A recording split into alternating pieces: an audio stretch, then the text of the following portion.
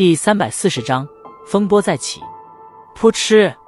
汹涌的劲气顺着萧炎手掌暴涌而出，那蓝嫣然喉咙间传出一道蕴含着痛楚之声的闷哼，旋即一口鲜血顺着嘴角滑落而下，鲜艳的颜色映衬着红润的嘴唇，凄艳而妖娆。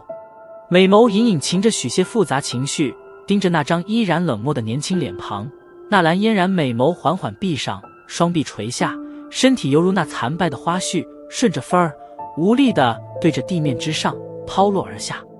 这一刻，满场寂静，所有目光停顿在半空中坠落而下的倩影之上。那些云岚宗的弟子脸庞上布满了难以置信。